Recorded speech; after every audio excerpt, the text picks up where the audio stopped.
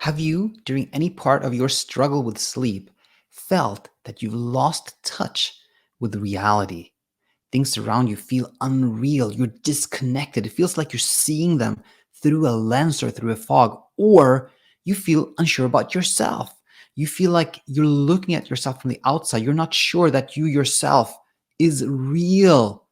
If so, you've experienced what we collectively refer to as groundlessness. And this episode is for you because we're going to see where this feeling comes from. We're going to find common ground from which you can leave the struggle and find that peaceful sleep and peace of mind that you've been looking for. Hi there, and welcome back to the channel. Hope you are doing really, really well today. And I am very excited about this episode because we're gonna introduce a concept that has been living in my mind for a long time. That didn't come from myself, by the way. That we've borrowed from somewhere else. But it's the concept of groundlessness, and I think it could be really helpful because this question does come up every now and then. It's not one of those like super common questions that sleep coaches get all the time, but it happens quite frequently. And it's a question like this one. Is it normal to feel like you're not sure you are real or that everything around you feels unreal? This sense of having like lost touch with reality is actually very common in sleep struggles, or quite common, I would say. And so today we will be breaking up this talk into three sections. And one is defining kind of these more clinical terms of depersonalization and derealization. And then we're going to look at the broader concept we call groundlessness and how we can find common ground. And then we're going to go back to kind of the first terms, which is DP and DR, and see how to meet that. So yes, derealization, or DR, is defined as when the external world feels strange, unreal, or distorted to us. And depersonalization is when we feel detached or disconnected from our own self. So yeah, those are the terms you'll get if you like look for the definition, online. I use ChatGPT, and at some point, I don't actually remember if I read this myself or it was my wife who told me this, but we are both big fans of Pema Chodron, who's a Buddhist monk who's written many books that are really helpful when we are struggling with anxiety or other inner struggles. And she talks about the concept of groundlessness. Now, definitely explore her work to get more of a clear sense of what she means. But when I heard this groundlessness, I was like, this is the same type of thing. This is when we lose touch with our reality, and in her, she doesn't use the words like depersonalization, derealization, but she talks more about like when you feel like you're in free fall, when there's nothing to hold on to, like your reality is has disintegrated, right? Something like that. So I thought this was a very nice word, groundlessness. It's like less clinical, less scary, and there are other benefits to it as well. But for the purpose of our talk here, I'm inviting us to include depersonalization and derealization into this kind of wider concept of groundlessness. So we've defined depersonalization, derealization, and we've introduced this concept of groundlessness. So now let's move on to number two here, which is from groundlessness to common ground. So groundlessness is this sense of like being kind of in free fall, or we're not sure things are real. What is real? What's going on, right? We're kind of confused, befuddled. Now, some of us may then ask the question, okay, well, what's the problem with this? What's the issue? Why are we talking about this? Well, it can be like it's almost its own inner struggle. It can be like a really difficult loop when it becomes a loop. So groundlessness can keep us feeling like we are in free fall when a loop is created. And what do I mean by that? Well, if you again just go online and look up depersonalization and derealization, you will find that these are common experiences when we're anxious, when we're stressed, or when we're experiencing another strong emotion. So again, groundlessness is common during periods of anxiety and stress. Now, when we interpret groundlessness as meaning that something is wrong with us, that, of course, makes us anxious and stressed. And now we have a loop where anxiety produces this experience of groundlessness. And now that experience makes us anxious. And then, of course, when we're anxious, we experience groundlessness.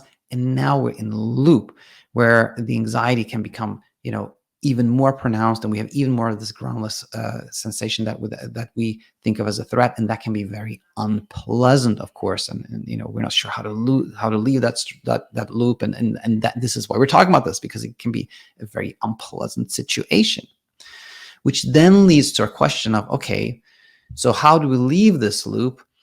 And I think really, truly, the core of this is to change our interpretation of groundlessness and what we think it means.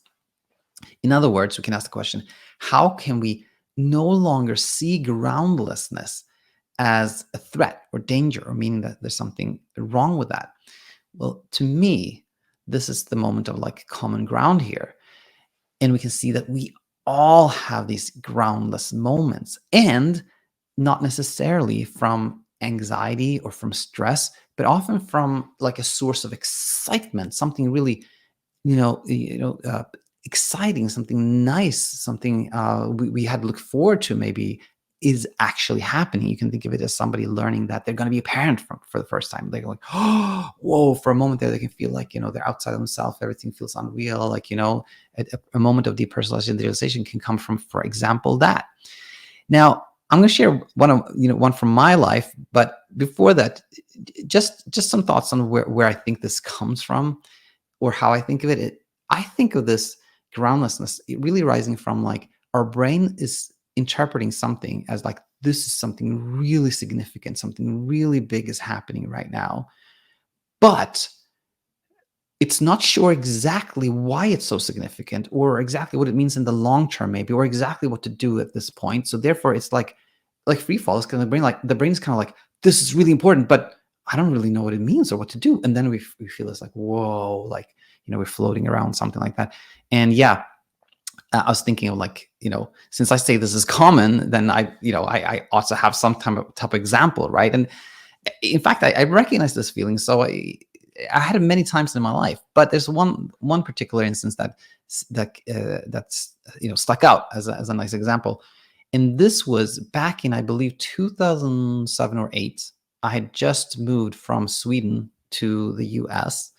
And this was the time where Obama was either, trying to be the Democratic representative or candidate, or he was already the candidate. I'm not sure. I think he was not, the candidate, the Democratic candidate.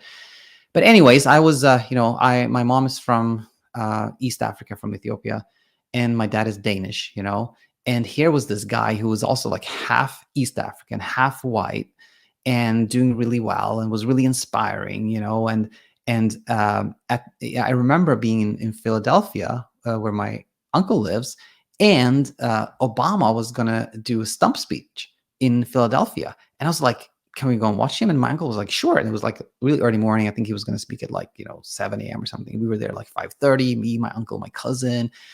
And, there's a lot of people, a lot of excitement. And then, at some point in time, like there he is, like, Obama is like, actually very close. I can see him like right over there. And that, I remember being that moment, like, whoa, this is happening now. Where am I? What's going on? Like, who am I? Like floating in air, And I mentioned that because it was like, it was not stress, anxiety, but it was more something exciting, that was happening and led to this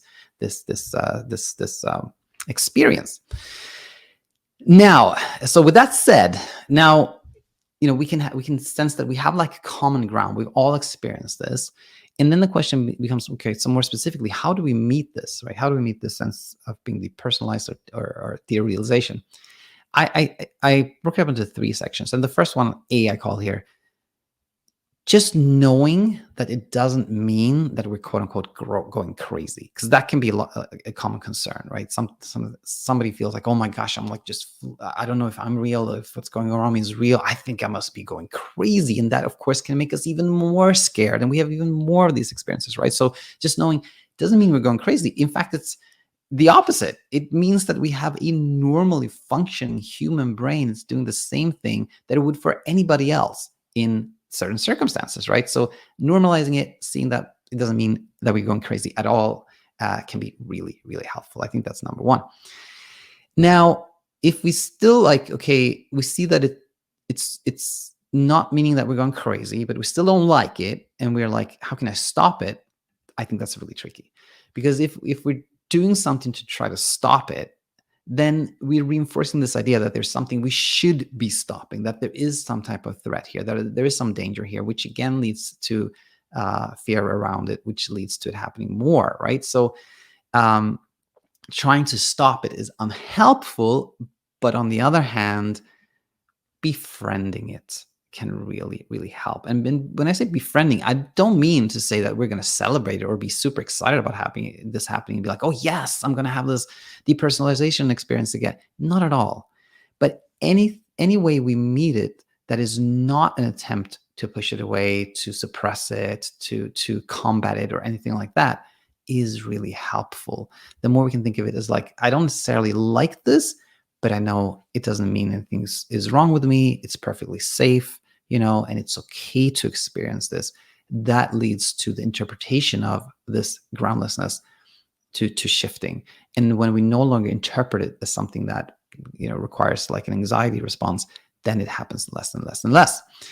So again, when our brain no longer sees danger, then we find that peaceful sleep and peace of mind that may have been eluding us, that we've been looking for this whole time. So let us conclude there. I hope this talk on groundlessness was helpful to you. Let me know in the comment sections what you thought, and maybe if you experienced this, you want to share that, it would be super nice. And look forward to seeing you soon in our next class. Bye for now. Hi there, it's me, Coach Daniel. I hope you found a lot of value in the video you just watched.